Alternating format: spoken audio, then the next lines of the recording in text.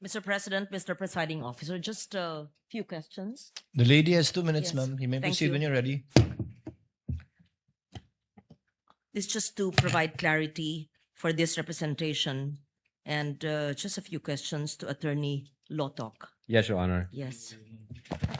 Attorney Lotok, sa paragraph 53 ng Affidavit of Investigation na iyong pinirmahan, sabi niyo po na the Vice President's statements were brought about or motivated by unpleasant circumstances occurring before November 23, 2024 press conference. I believe, nabasa ko po yan. Yes. Your Kasama Honor. ba ho dito yung pahayag ng Vice Presidente noong Oktubre 18, 2024? Ye- Is that yes, Your part Honor. of your affidavit? Opo, Your Honor. Yes. Bago naman po magsimula ang press conference noong November 23, mayroon mga pangyayaring kasama ang Chief of Staff, si Attorney Zulaika Lopez, na may kinalaman sa mga na-cite in contempt, sa camera, detention, Opo. medical emergency, at mga planong paglilipat Yes, sa Your Honor. hindi pa po ako tapos. Sorry po. Ng piitan sa Correctional Institute for Women sa Mandaluyong. Tama po ba na mga pangyayaring ito ay naganap ilang oras bago yung sinagawang press conference na pinakita ilang beses sa Yeah. video? Yes, Your Honor. Kasama ho yan sa Yes. investigation namin. Kahapon po, sinabi po ng testigo, kayo po, na kinonsider ng NBI yung so-called bigger picture. I think those were the words that you used.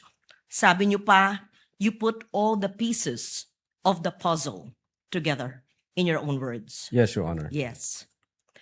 Para malinaw lamang sa impeachment court, trying to absorb everything, san po yatang bahagi ng affidavit of investigation nakasaad yung mga factual findings ng NBI tungkol sa mga pangyayaring November 22 and 23 bago yung press conference. I was perusing the affidavit of the investigation and I could not find the detailed circumstances leading to November 23 where admittedly there was emotions like an emotional hyperbole or an outburst, but the events leading to the press conference. San po yun sa inyong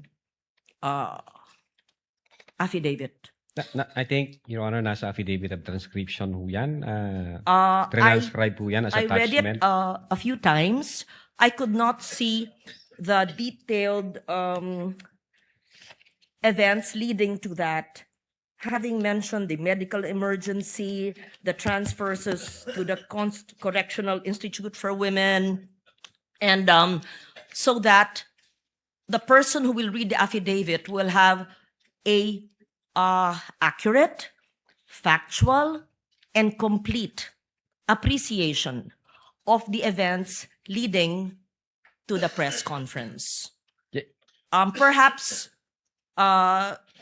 your view, having been the person who filed the complaint, may have a different, perhaps, appreciation from my view because I find it somewhat incomplete. And that is just my comment on this because you clearly said you put all the pieces together.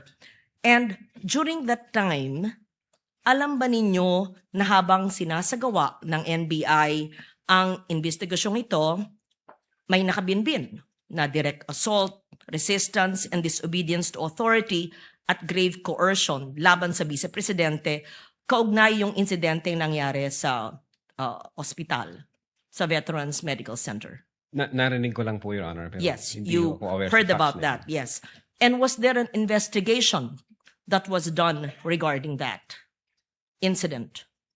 I think ang focus po namin, Your Honor, is yung violation ng grave threats by the Vice President and inciting to sedition. Now, pagdating ho doon sa nangyari sa Vice Presidente, yun nga sabi ko, hindi ako aware sa kabuuan ng facts na yon. baka yung ibang agency nag-imbestiga po doon, hindi ako aware, Your Honor, doon sa circumstance na yon. And so would the answer, Attorney Lotok, be a no? Were these taken into consideration in the investigation? Again, Your Honor, Or would this be a yes, meaning it is contained in the affidavit, which I'm trying to look for as well? Nasa affidavit of transcription po yung nangyaring usapan during that time. Nag-execute ho ng affidavit of transcription ng agent on case, Your Honor. Actually, ilang beses ko po binasa yung affidavit, and what I see is there was a focus on the October 18, but on all the events on November 22 and 23, the detailed events leading to the emotional outburst did not seem complete. And that's what I'm trying to elicit from Attorney Lotok, our witness, because when we say that we had considered the bigger picture and all the facts and circumstances leading to the cases of great threat and inciting to sedition that were recommended, we want to understand the whole process and the factual context in which it happened. Because if you are to take snapshots of events and focus on October 18 and the press conference, it can shock any person. However, if you see as well the events leading to the emotions and the detention of the Chief of Staff and the Vice President herself, iba pa yung kasong ito, iba pa yung nadetina, iba pa yung sinampang kaso at pinagsarahan ng pinto ng ambulansya, kaya nagkaroon ng kasong ganon. I tried to read the affidavit a few times and could not find such a comprehensive enumeration of facts by the NBI, and that's why, thus, this query. Pwede na po, Your Honor. Yes, please.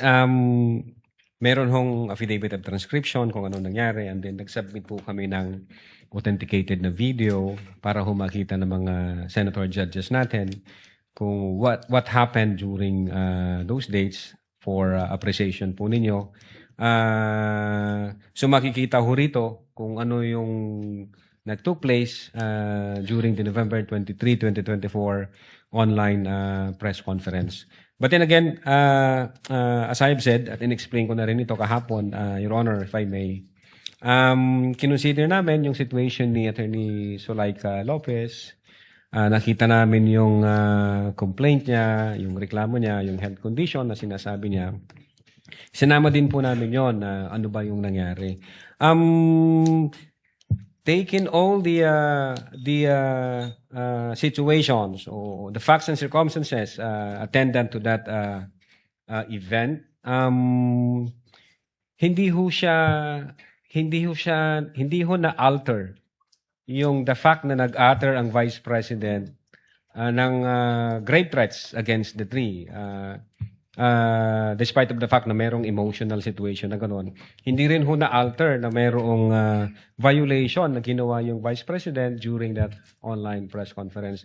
And as a matter of fact, even before that emotional situation, maliwanag ko doon sa utterances, even before that emotional situation, sinasabi ho doon sa utterances, meron na akong kinausap. So nag-trigger na ho yun, ma'am. Meron na akong kinausap na isang tao na papatay sa presidente, sa First Lady, at doon po sa Speaker of the House. So, kahit sinama po namin siya to consider everything, again, Your Honor, hindi ho na bago yung utterances na ginawa ng Vice President. Hindi rin ho na bago na yung instruction niya is relentless in killing the three. Yes.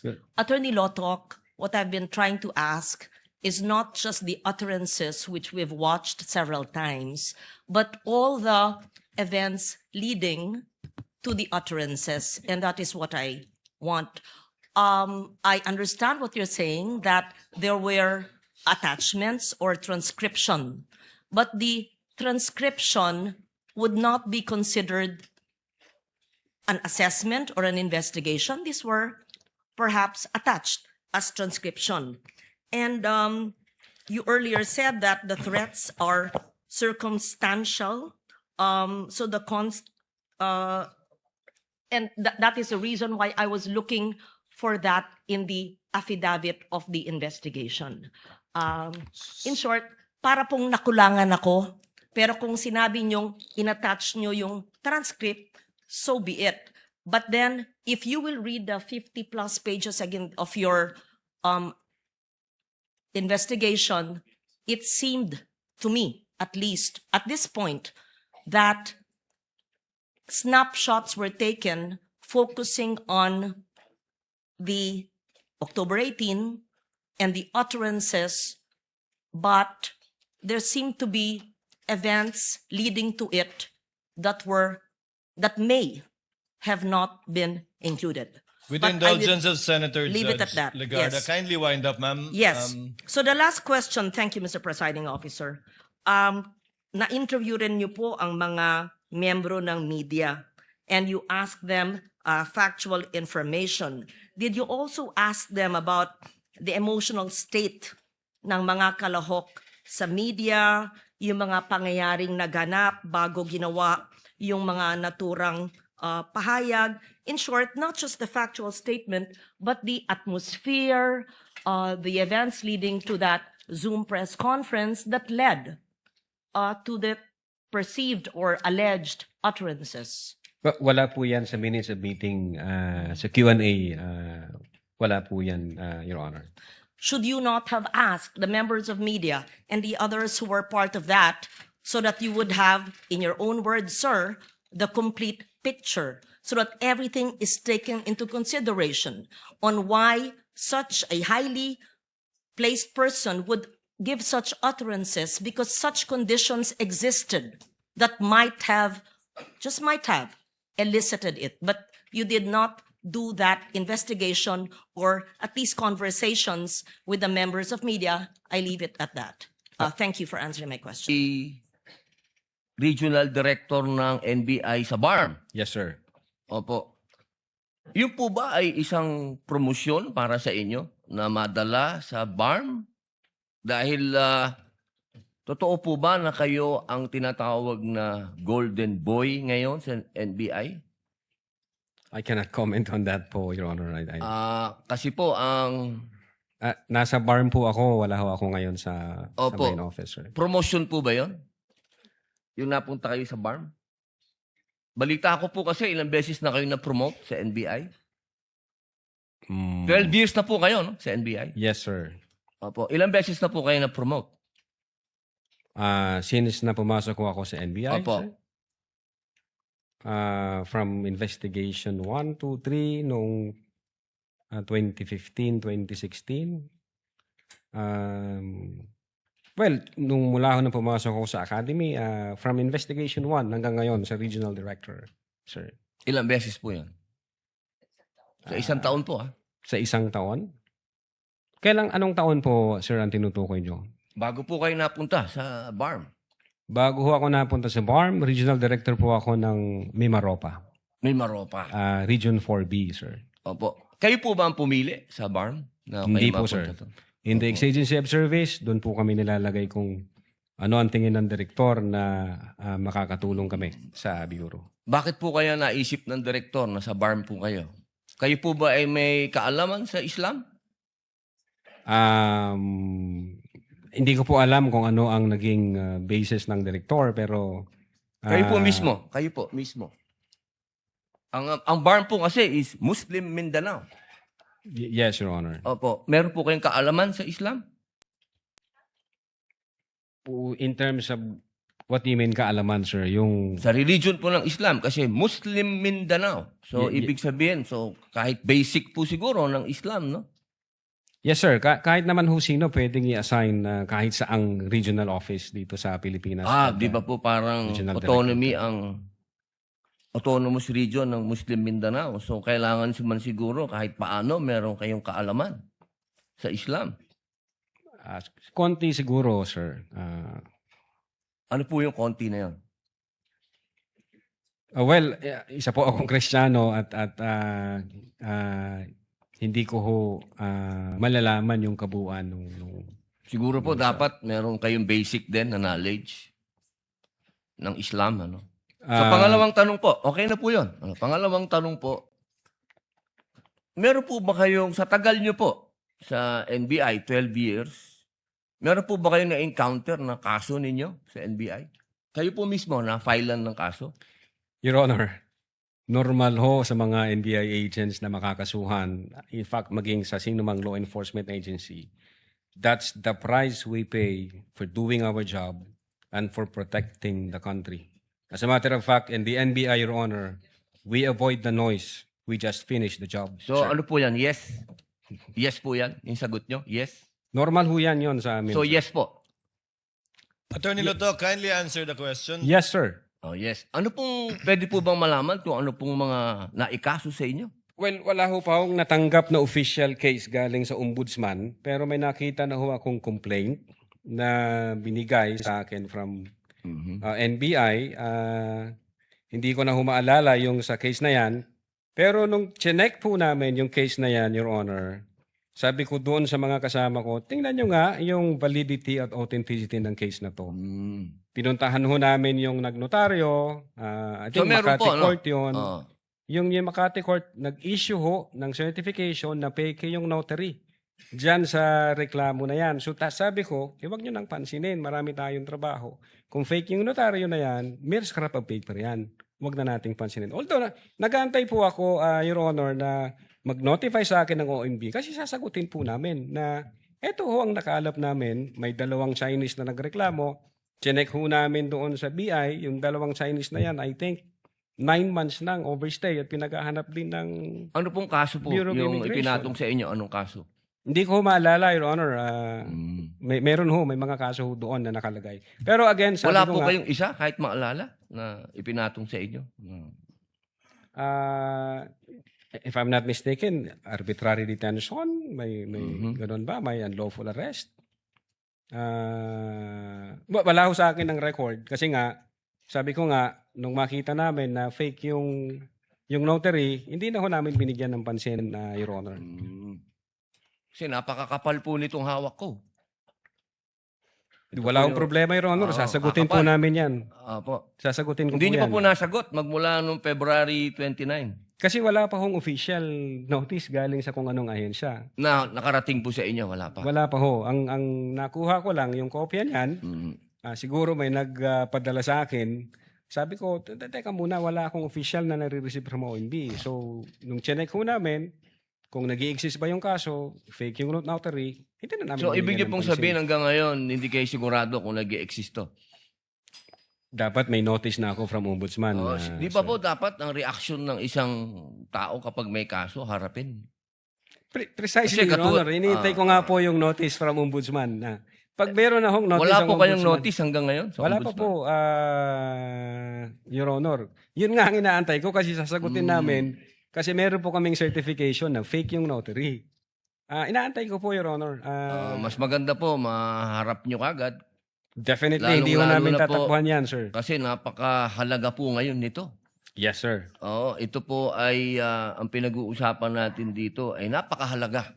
Yes, sir. Opo, at ito pong mga kasong ipinatong sa inyo, perjury, robbery, extortion, theft, mainam po ito As I've said, Your Honor, in the NBI, we avoid the noise. We just finish the job, sir. Opo, opo. Meron po akong tanong, pangatlo. Opo. Kanina po na ang ganda ng talakayan nyo tungkol sa Romanov. Yes, sir. Opo. Alam niyo po ba yung istorya ng Romanov? At ang gaganda po ng mga sagutan ninyo, alam niyo po ba yung historical background ng Romanov? Ang alam ko lang po dyan, Your Honor, yun yung nangyari sa, I think, Tsar, kung hindi ako nagkakamali sa Russia. Sa Russia. Opo, Opo. Sino po ba yung nakakalaban ng Tsar? Again, hindi ko po maalala, hindi ko po nakita yung buong... Yun. Kasi napakahalaga po malaman ng taong bayan kung sino po ang tinatawag natin na Romanov.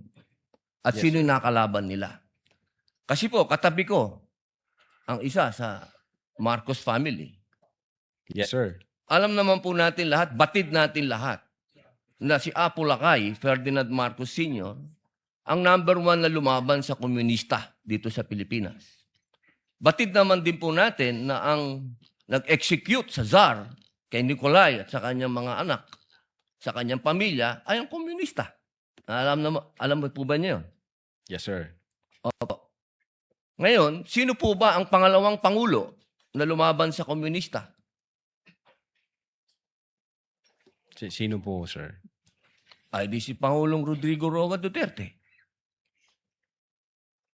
Hindi ba po dapat isipin natin yung Romanov ay tungkol sa threat na pumapasok sa mga pamilya na mga namumuno dito sa ating bayan na lumalaban sa komunista. Komunista po ako Gusto ko lamang pong alamin ninyo. Yes, sir. Well, insofar as the investigation on the issue of whether or not may Romanov or operation of Romanov, ang sabi ko po kanina, nasa intelligence service po namin yan. At I think ang makakasagot po niyan, Your Honor, yung director po namin. Opo, kasi nabanggit nyo kanina sa usapan po ninyo si Baste.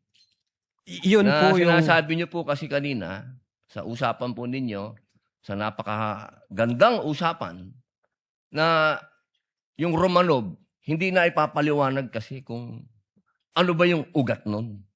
Napakahalaga po na alam natin yung ugat. Si Presidente Marcos Sr. ang lumaban sa komunista, kaya nagkaroon ng threat noong 1986. Yes, sir. Ngayon, sinasabi ni Baste na nagkakaroon ng threat sa kanila pamilya sapagkat alam naman nating lahat na ang nagpatuloy ng paglaban sa komunista pagkatapos ni Pangulong Rodrigo Roa Duterte ay si Inday Sara Duterte, ang ating Vice President. Sumasang-ayon po ba kayo doon? Wala po akong personal knowledge, sir. Ay, bakit po kayo walang personal knowledge? Eh, yun po ang sumunod na assignment ng ating Vice Presidente pagkaupo niya. Siya po ang nag-take over ng NTF-ELCAC. Hindi po alam ng NBI yun. Well, nag-NTFL kak siya, pero yung factual circumstances doon, Factual, wala pa po akong... wala po kayong... Pero alam niyo po, sagutin na lang po ninyo na siya ang nag-take over ng NTF-ELCAC. Yes, Your Honor. Opo. Isa na lang po, ginoong tagapamahalang hukom. Sabi niyo po kanina, ulitin ko lang po, gusto ko lang pong malaman uli. Inamin niyo po na wala kayong personal knowledge tungkol dun sa threat ng Pangulo. Ng pangalaw, sabi niyo po kanina, wala kayong personal knowledge na kumuha na ng assassin o papatay sa Pangulo, ang pangalawang Pangulo. Narinig ko po kanina. During that time? Yes or no lang po. During that time, ongoing ho ang validation namin, So, sir. ibig niyo pong sabihin ngayon, meron na kayong personal knowledge na meron na kayong... Hindi po, ongoing po ang validation. At sabi ko nga po, ang makakasagot po niyan, yung intelligence service namin at ang director po namin, sir. So hanggang ngayon po, wala pa kayong personal knowledge. In so far as the Cybercrime Division is concerned back then, Hindi po, ongoing ngayon ho po. yung Yes or no po? validation. Ngayon po, sir. Mahal naming saksi. Ngayon po. Kung ako tatanungin, wala pa po akong idea, pero baka meron ang intelligence service o ang director po Attorney namin. Loto, kindly answer the question directly. It's answerable by yes or no. And I think Yes, sir. you know the answer. Opo. Well, ako personally, wala pa po, sir. Okay. Yun lang po.